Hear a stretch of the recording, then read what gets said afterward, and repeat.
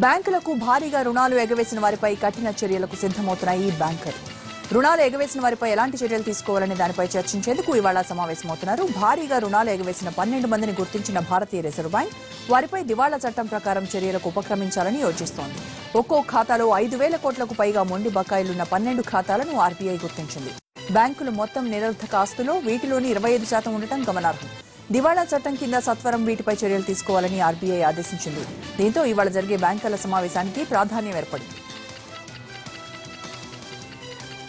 ముస్లింల విద్యా వికాసానికి తమ ప్రభుత్వం అధిక ప్రాధాన్యం ఇస్తుందన్నారు తెలంగాణ సీఎం కేసీఆర్. నాంపల్లిలో 20 కోట్లతో నిర్మించనున్న అనీస్ ఉల్ గుర్బాకు ఆయన శంకుస్థాపన చేశారు. ఎంతో మంది అనాథ పిల్లలకు ఉపయోగపడే ఈ భవంతిని పటిష్టంగా నిర్మించాలని సూచించారు. సామాజికంగా, విద్యాపరంగా, ఆర్థికంగా వెనుకబడిన ముస్లింల కోసం రాష్ట్రంలో 204 మైనారిటీల రెసిడెన్షియల్ స్కూళ్లను ఏర్పాటు చేసిన విషయాన్ని సీఎం గుర్తు చేశారు. రహదారుల విస్తరణలో గుర్బాకు చెందిన 191 చదరపు గజాల స్థలం పోగా బదులుగా ప్రభుత్వం 4,000 చదరపు గజాలు కేటాయించడంతో పాటు కొత్త భవన నిర్మాణానికి 20 కోట్లు మంజూరు చేసింది. 7 అంతస్తుల్లో మొదటి 2 అంతస్తులు వాణిజ్య సముదాయానికి, మిగిలిన 5 అంతస్తులు అనాథ పిల్లల కోసం కేటాయిస్తారని చెప్పారు. హైదరాబాద్ ఎల్బీ స్టేడియంలో ఏర్పాటు చేసిన ఇఫ్తార్ విందుకు ముస్లింలు భారీగా తరలివచ్చారు. రంజాన్ ఉపవాస దీక్షలు పురస్కరించుకుని ప్రభుత్వ ఆధ్వర్యంలో ఏర్పాటు చేసిన ఈ కార్యక్రమంలో సీఎం కేసీఆర్ పాల్గొన్నారు. పేద ముస్లిం కుటుంబాలకు దుస్తులు పంపిణీ చేశారు. సీఎంతో పాటు డిప్యూటీ సీఎం మహమూద్ అలీ, కేంద్ర మంత్రి బండారు దత్తాత్రేయ, మంత్రులు, ఎమ్మెల్యేలు, ఎమ్మెల్సీలు, ఇతర ప్రజాప్రతినిధులు ఇఫ్తార్ విందులో పాల్గొన్నారు. రాష్ట్ర ప్రభుత్వం తరపున 4 లక్షల కుటుంబాలకు రంజాన్ కానుకగా 3 జతలతో కూడిన దుస్తుల గిఫ్ట్ ప్యాకెట్లను అందించనున్నారు. వివిధ రాష్ట్రాల నుంచి పెద్ద ఎత్తున విజ్ఞప్తులు వస్తున్న క్రమంలో ఈ నెల 30న మరోసారి సమావేశం కావాలని నిర్ణయించింది జీఎస్టీ కౌన్సిల్. వివిధ రకాల వస్తువులకు ఇప్పటికే స్లాబులను ఖరారు చేసిన మండలి నిన్న మరోసారి సమావేశమైంది. తిరుమల తిరుపతి దేవస్థానానికి జీఎస్టీ నుంచి మినహాయింపు ఇవ్వాలని ఈ సమావేశంలో ఏపీ కోరింది. అటు బీడీ, గ్రానైట్, మిషన్ భగీరథ పనులకు పన్ను మినహాయింపు ఇవ్వాలని తెలంగాణ ప్రభుత్వం విజ్ఞప్తి చేసింది. మరోవైపు జీఎస్టీ పన్ను తగ్గించాలని కోరుతున్న హోటళ్లకు కాస్త ఊరట దక్కింది. హోటళ్లు, రెస్టారెంట్లపై 18% పన్ను విధించనున్నారు. హోటల్ బిల్లు 2,500 నుంచి 7,500 రూపాయల వరకు 18% పన్ను విధిస్తామని, 7,500 రూపాయల పైబడితే 28% పన్ను ఉంటుందని చెప్పారు ఆర్థిక మంత్రి జైట్లీ.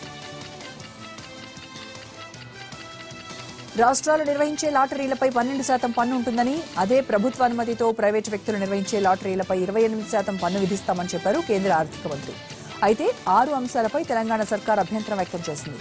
మిషన్ భగీరథతో పాటు మరో 6 పథకాలపైన అధిక భారం పడుతోందని తెలంగాణ మంత్రి కేటీఆర్ ఆవేదన వ్యక్తం చేశారు. ఇక పట్టణాలు, గ్రామాల్లో వెనుకబడిన వర్గాల ఇళ్ల నిర్మాణం జరుగుతోందని, దీనిపై మినహాయింపు ఇవ్వాలని ఏపీ సర్కార్ కోరింది. దేశంలో పన్ను సంస్కరణలు అవసరమని జూలై 1 నుంచి జీఎస్టీ అమలుకు సిద్ధంగా ఉన్నామన్నారు యనమల. టీటీడీని జీఎస్టీ నుంచి మినహాయించాలని కోరారు యనమల. అయితే జూలై 1 నుంచి జీఎస్టీ అమలైన తర్వాత ఏమైనా ఇబ్బందులుంటే మరోసారి చర్చించవచ్చనే అభిప్రాయం వ్యక్తమైంది. ఈలోగానే జూన్ 30న మరోసారి సమావేశం కానుంది జీఎస్టీ కౌన్సిల్.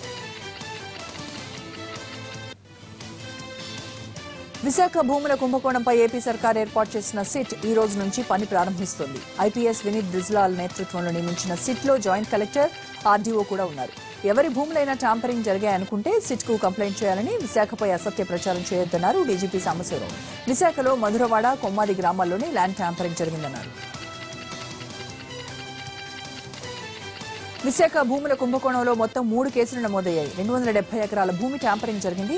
ఇందులో 265 ఎకరాలు ప్రభుత్వ భూమేనని రికార్డుల్లో ఉంది. రికార్డుల్లో చూపకపోయినా భూములు ట్యాంపరింగ్ చేయొచ్చని, అలా బ్యాంకు లోన్లు తీసుకోవడం తీవ్రమైన నేరమని డీజీపీ చెప్పారు. బీజేపీ నేత విష్ణుకుమార్ రాజు ఆరోపించిన కేసు, ఈ కేసు వేర్వేరని స్పష్టం చేశారు సాంబశివరావు. విశాఖలో 2, 3 గ్రామాల భూమి వివరాలు వెబ్లాండ్లో పెడదామని చూసినప్పుడు అక్రమాలు వెలుగులోకి వచ్చాయని, స్కామ్ను ఆరంభంలోనే అధికారులు గుర్తించారన్నారు డీజీపీ. ముఖ్యమంత్రి చంద్రబాబుకు బీజేపీ ఎమ్మెల్సీ సోము వీర్రాజు లేఖ రాశారు. ఏ పార్టీ అధికారంలో ఉంటే ఆ పార్టీకి మారుతూ వచ్చిన వారే భూదందాలకు పాల్పడుతున్నారని మండిపడ్డారు ఆయన. అలాంటి వారికి గేట్లు మూసేయాలని, భూదందాలపై విచారణ జరపాలని డిమాండ్ చేశారు. భూ దోపిడీకి పాల్పడే వారికి చరమగీతం పాడాలని సూచించారు సోము వీర్రాజు. జయశంకర్ భూపాలపల్లి జిల్లా సింగరేణిలో వారసత్వ పోరు రోజు రోజుకు వేడెక్కుతోంది. కార్మిక జేఏసీ, రాజకీయ జేఏసీ ఆధ్వర్యంలో పట్టణంలో మహాధర్నా నిర్వహించారు. ఈ ధర్నాలో ఓ నిరుద్యోగ యువకుడు సెల్ టవర్ ఎక్కి ఆందోళనకు దిగాడు. దీంతో భూపాలపల్లి సింగరేణి ప్రాంతంలో కాసేపు ఉద్రిక్త వాతావరణం నెలకొంది. చివరకు నానా తంటాలు పడి ఆ యువకుని కిందకు దించారు పోలీసులు. మరోవైపు సింగరేణి గనులపై పోలీసు నిర్బంధాన్ని ఎత్తివేయాలని, తమ సమస్యలపై ప్రభుత్వం వెంటనే స్పందించాలని డిమాండ్ చేశారు నేతలు. విజయవాడలో అదృశ్యమైన ఇద్దరు బాలికలను ఎట్టకేలకు కనిపెట్టారు పోలీసులు. గురునానక్ కాలనీలోని పవిత్రాత్మ నికేతన్లో ఈ నెల 15న రాత్రి అదృశ్యమైన మరియమ్మ, రోహిణిలను మచిలీపట్నంలో గుర్తించారు. ఫిర్యాదు అందగానే 5 పోలీసు బృందాలను ఏర్పాటు చేసి గాలింపు చర్యలు చేపట్టామన్నారు డీసీపీ కాంతిరాణా టాటా. బయట ప్రపంచం చూడాలనే ఉద్దేశంతోనే పిల్లలు మచిలీపట్నంలోని వారి బంధువుల ఇళ్లకు వెళ్లారని చెప్పారు. వసతి గృహంలో పర్యవేక్షకుడు లేకపోవడం వల్లే పిల్లలు బయటకు వెళ్లిపోయినా గుర్తించలేకపోయారని వివరించారు పోలీసులు. మహబూబాబాద్ జిల్లా కేంద్రంలోని భవానీనగర్ తండాలో ఈ నెల 16న ఆస్తి కోసం తన తండ్రిని హత్య చేసిన ఘటనలో 7 నిందితులను అరెస్ట్ చేసి రిమాండ్కు తరలించారు పోలీసులు. ఈ సంఘటనలో 9 మంది పాల్గొన్నారన్న జిల్లా ఎస్పీ కోమటిరెడ్డి. పరారీలో ఉన్న మరో 2 నిందితుల కోసం గాలిస్తున్నామన్నారు. క్షణికావేశంలో నేరాలకు పాల్పడి భవిష్యత్తును పాడు చేసుకోవద్దన్న ఎస్పీ ఏమైనా గొడవలుంటే పోలీసులకు కంప్లైంట్ చేయాలని కోరారు. చట్టాన్ని ఉల్లంఘించిన వారిపై కఠిన చర్యలు తప్పవని హెచ్చరించారు ఎస్పీ. విజయవాడలో ఓ వ్యక్తి తన భార్య పిల్లలకు విషం ఇవ్వడం కలకలం రేపింది. భర్త, భార్య, కుమారుడు స్పాట్లో చనిపోగా 2 కూతుళ్లు మాత్రం ఆసుపత్రిలో చికిత్స పొందుతున్నారు. విజయవాడ కృష్ణలంక రణదీప్ నగర్లో కాలనీలో ఈ విషాదం చోటు చేసుకుంది. స్థానికంగా నివసిస్తున్న సురేష్, యశోద దంపతులకు కొంతకాలంగా తగాదాలున్నట్టు తెలుస్తోంది. వీరికి హరిచంద్ర, జాను, నిషిత అనే 3 పిల్లలున్నారు. సురేష్ విజయవాడ మున్సిపాలిటీలో పారిశుద్ధ్య కార్మికుడిగా పనిచేస్తున్నాడు. ఆదివారం హరిచంద్ర పుట్టినరోజు. అయితే ఒకరోజు ముందుగా నిర్వహించాడు సురేష్. రాత్రి తానే స్వయంగా వంట చేస్తానంటూ దోశలు వేసి అందులో విషం కలిపి కుటుంబం మొత్తానికి వడ్డించాడు. దోశలు తిన్న సురేష్, అతని భార్య యశోద, కొడుకు హరిచంద్ర అక్కడికక్కడే చనిపోగా కూతుర్లు జాను, నిషిత ప్రాణాపాయ స్థితిలో ఉండటంతో వారిని హాస్పిటల్కి తరలించి చికిత్స అందిస్తున్నారు. కుటుంబ కలహాలే ఆత్మహత్యకు పురికొల్పుండొచ్చని పోలీసులు అనుమానిస్తున్నారు. ప్రాథమిక సమాచారం ప్రకారం భార్యాభర్తల మధ్య అప్పుడప్పుడు గొడవలు జరిగేవని తెలిసింది. అందరితో కలిసిమెలిసి ఉండే సురేష్ ఇలాంటి పని చేశాడంటే నమ్మలేకపోతున్నామంటున్నారు స్థానికులు. కర్నూలు జిల్లా కోవెలకుంట్లలో జరిగిన దొంగతనం జిల్లాలో తీవ్ర సంచలనం కలిగించింది. గాంధీ సెంటర్లోని ఓ బంగారు షాప్ షట్టర్లు పగలగొట్టిన దొంగలు షాపులో ఉన్న 6 కేజీల బంగారు ఆభరణాలతో పాటు 15 లక్షల రూపాయల నగదును ఎత్తుకెళ్లారు. కోవెలకుంట్లలోని మెయిన్ బజార్లో నివాసం ఉంటున్న పెండికంటి ఆంజనేయులు తన ఇంట్లోనే బంగారు దుకాణం నిర్వహిస్తున్నాడు.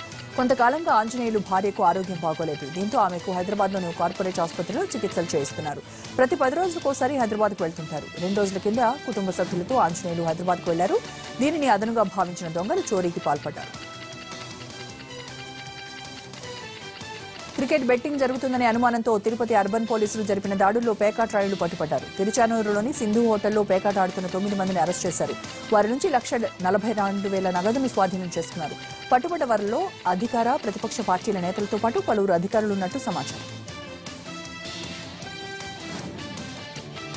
పరిమితికి మించిన వేగంతో వాహనం నడిపిన వారికి జరిమానాలు విధించారు నల్గొండ జిల్లా కొండమల్లేపల్లి పోలీసులు. ఇంటర్సెప్టర్ సాయంతో దూరం నుంచే వాహనాల వేగాన్ని పసిగట్టి చలానాలు జారీ చేశారు. ఇంటర్సెప్టర్ వాహనంతో రోజుకొక పోలీస్ స్టేషన్ పరిధిలో తనిఖీలు నిర్వహిస్తున్నామని చెప్పారు పోలీసులు. కొండమల్లేపల్లి పరిధిలో నిర్వహించిన తనిఖీల్లో 70 మంది వాహనదారులకు వివిధ కారణాలతో జరిమానా విధించినట్టు వివరించారు. సికింద్రాబాద్లో అరగంట పాటు కురిసిన వర్షానికి ప్రధాన రహదారులు చెరువులను తలపించాయి. దీంతో వాహనదారులు తీవ్ర అవస్థలు పడ్డారు. సికింద్రాబాద్, బోయిన్పల్లి, వారణాసిగూడ, మారేడుపల్లి, బ్రహ్మానివాడల్లో లోతట్టు ప్రాంతాల్లోని ఇళ్లలోకి మురుగునీరు ప్రవేశించింది. మహబూబ్నగర్ జిల్లా జడ్చర్లలో భారీ వర్షం బీభత్సం సృష్టించింది. పట్టణంలోని పలు కాలనీలు జలమయమయ్యాయి. బాదేపల్లిలో గోడ కూలి వడ్డ లక్ష్మి అనే మహిళ మృతి చెందింది.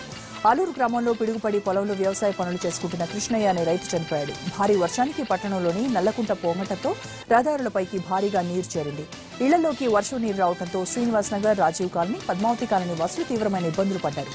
షాద్నగర్ నియోజకవర్గంలో కురిసిన భారీ వర్షానికి నవాబ్పేట రోడ్డు తెగిపోయింది. దాంతో పలు గ్రామాలకు వాహనాల రాకపోకలు నిలిచిపోయాయి.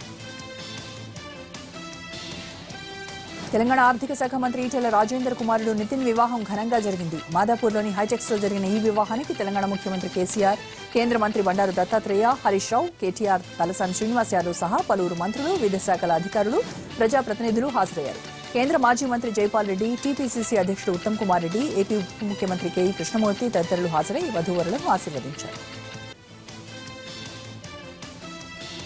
సినీ నటుడు, హిందూపురం ఎమ్మెల్యే నందమూరి బాలకృష్ణ శ్రీకాకుళం జిల్లాలో సందడి చేశారు. శ్రీకాకుళం ఎంపీ కింజారపు రామ్మోహన్ నాయుడు పెళ్లి రిసెప్షన్ సందర్భంగా జిల్లాకు వచ్చిన ఆయన కోటబొమ్మాళి మండలం నిమ్మాడ వెళ్లారు. అక్కడ ఏర్పాటు చేసిన రిసెప్షన్లో నూతన వధూవరులను ఆశీర్వదించారు.